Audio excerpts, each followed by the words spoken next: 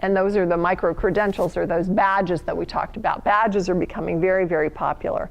People are going to want all different kinds of certificates and badges.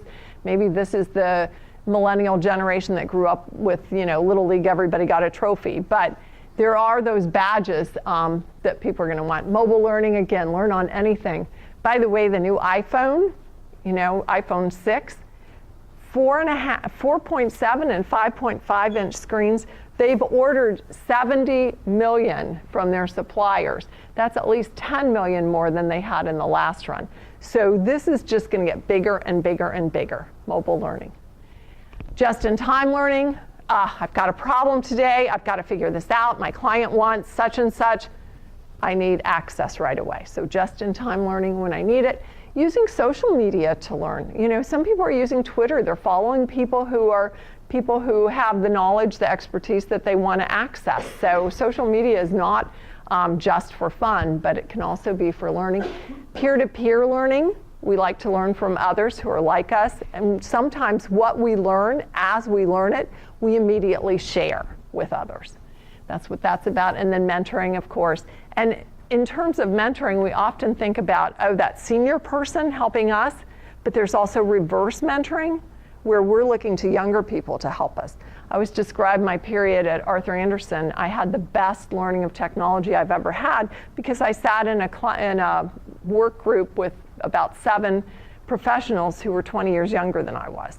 And they helped me learn about technology. So we have to think about reverse mentoring. It's not just about us learning from the person above us, but we can learn from the younger generation also. So the result of all of this, ignite the profession. Let's get started. Come on, Barclay, we can move now. So innovate and experiment. I think we all have to just start, do something even small, but make a start, try, get out there, and leverage the technology. We always look for that low-hanging fruit, so do the low-hanging fruit, but do something. I will tell you, I have a faculty who are very loath to adopt technology. They are loath. Online learning, we have small classes. That's what we sell. That's what we're about. And it is fabulous. I think it's amazing. But that doesn't mean that we don't need to think about technology in some online learning. For instance, with summer school, our students go off. They leave us. So maybe we need to do it in summer school. Well, I don't have all the infrastructure in place that Arizona State does. But I said, hey, if you can do it, I'll give you something. Go do it. Do a class online. And I've got a couple of them going on this summer. So we're trying. When we talked, by the way, about businesses being threatened and not doing them and thinking about change and trying to adapt to it, I was reading the other day about Mary Baldwin. I don't know if you read that article about Mary Baldwin, but it's really interesting. So there you are a small liberal arts school for women. And you have to worry about getting your next class in the door. How are you going to do that?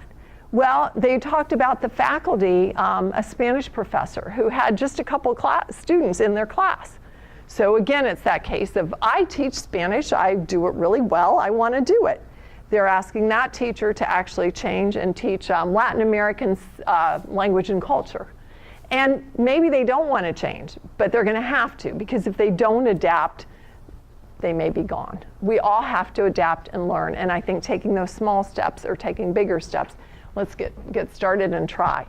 Think about the learners first. What is it your learners want? Make learning personal, do it for them.